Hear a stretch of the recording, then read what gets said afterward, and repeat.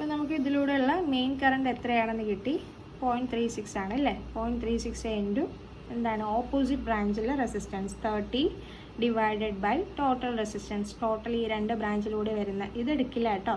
അപ്പോൾ ഈ ബ്രാഞ്ചിലുള്ള റെസിസ്റ്റൻസ് മാത്രമേ നമ്മൾ എടുക്കുള്ളൂ. ഇവിടെ വെച്ചിട്ടല്ലേ അത് സ്പ്ലിറ്റായി പോയത്, അതുകൊണ്ടാണത് കേട്ടോ. അപ്പം 30 എടുത്തിട്ട് 30 + 15 ചെയ്യുമ്പം നമുക്കൊരു കറണ്ട് കിട്ടും. ഞാനിതിന് I1' എന്ന് പേര് കൊടുത്തു. അപ്പോൾ 0.24 ആംപിയറാണ് കിട്ടിയത്. ഇനി സ്റ്റെപ്പ് 2-ൽ നമ്മൾ എന്താ ചെയ്യുക, നേരത്തെ ഒരു വോൾട്ടേജ് സോഴ്സ് റിമൂവ് ചെയ്തിരുന്നു അല്ലേ. അതുപോലെ ഇവിടെ നമ്മൾ 40 ഓം വോൾട്ട് സോഴ്സ് ഇവിടെ ഇരുന്ന ആ വോൾട്ടേജ് സോഴ്സിനെ ഞാൻ എടുത്ത് കളഞ്ഞിട്ട് അതിനെ ഷോർട്ട് ചെയ്തു.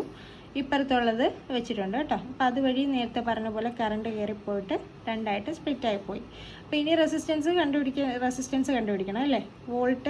വോൾട്ടേജ് സോഴ്സിന് ഓപ്പോസിറ്റ് ഇരിക്കുന്ന സൈഡിലോട്ട് നോക്കുക. അപ്പോൾ രണ്ടും പാരലാണ്. അപ്പോൾ 100 പാരലൽ 15 ആണ് അത് ചെയ്യുക. പ്ലസ് അതാണ്, ഇത് സീരീസ് ആണ്. അപ്പം ഇത് രണ്ട് പാരലാകുമ്പോൾ കിട്ടുന്നത് 13 ഓം ആണ്.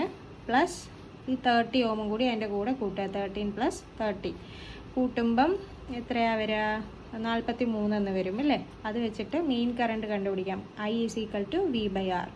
V/R ചെയ്യുമ്പം നമുക്കിവിടെ ഒരു കറണ്ട് കിട്ടും. 0.47 ആംപിയർ എന്നുള്ള ഒരു കറണ്ട് കിട്ടി. ഓക്കെ, അതാണ് മെയിൻ കറണ്ട്.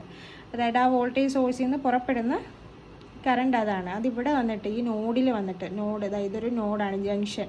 ആ ജംഗ്ഷനിൽ വന്നിട്ട് രണ്ട് വഴിയെ സ്പ്ലിറ്റായി. ഓക്കെ, അപ്പോൾ നമുക്ക് ഇതിലൂടെയുള്ള ഈ 15 ഓമിലൂടെയുള്ള കറണ്ടാണ് വേണ്ടത്. അപ്പോൾ എന്ത് ചെയ്യുക, മെയിൻ കറണ്ട് ഇൻറ്റു അതായത് അവിടെ നിന്ന് ജനറേറ്റ് ചെയ്ത് വന്ന കറണ്ട് 0.47 ആംപിയർ ഇൻറ്റു ഓപ്പോസിറ്റ് ബ്രാഞ്ചിലെ റെസിസ്റ്റൻസ് 100 ഓം ഡിവൈഡഡ് ബൈ ഇതിൻ്റെ രണ്ടിൻ്റെയും ബ്രാഞ്ചിലെ രണ്ട് റെസിസ്റ്റൻസിൻ്റെ കൂടി ടോട്ടൽ എടുക്കുക 115. അങ്ങനെ ചെയ്യുമ്പം ഒരു കറണ്ട് കിട്ടും. അപ്പോൾ നമുക്ക് രണ്ട് കറണ്ട് കിട്ടും അല്ലേ. ആദ്യത്തെ 40 വോൾട്ട് കാരണമുള്ള കറണ്ടും ഇപ്പോഴത്തെ 20 വോൾട്ട് കാരണമുള്ള കറണ്ടും. എന്നിട്ട് അതിൻ്റെ രണ്ടിൻ്റെയും കൂടി സം ആയിരിക്കും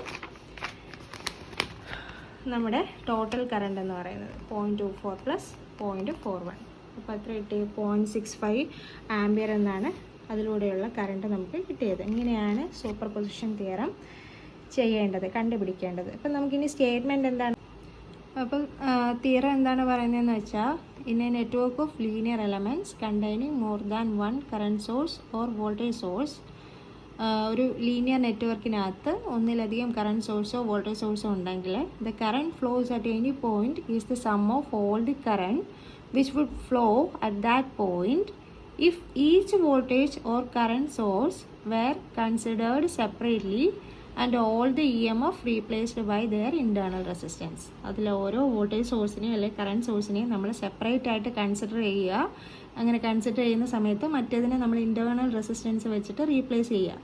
അപ്പോൾ ഓരോന്നും നമ്മൾ സെപ്പറേറ്റ് കൺസിഡർ ചെയ്യുന്ന സമയത്ത് അതിനകത്തൂടെ പോകുന്ന കറണ്ട് എന്ന് പറയുന്നത് ഓരോന്നും നമ്മൾ സെപ്പറേറ്റ് ആയിട്ട് കൺസിഡർ ചെയ്യുമ്പം അതിൻ്റെ എല്ലാം കൂടി കറണ്ടിൻ്റെ സമ്മായിരിക്കും ആ പറഞ്ഞ എലമെൻറ്റിലൂടെ, അതിനകത്ത് ഒരു എലമെൻറ്റ് നമ്മൾ കൺസിഡർ ചെയ്താൽ അതിനകത്തൂടെ പോകുന്നത് എന്നാണ് സൂപ്പർ പൊസിഷൻ തിയറം പറയുന്നത്. ഓക്കെ, അതാണ് നമ്മൾ പ്രോബ്ലം ചെയ്ത് കണ്ടുപിടിച്ചത്.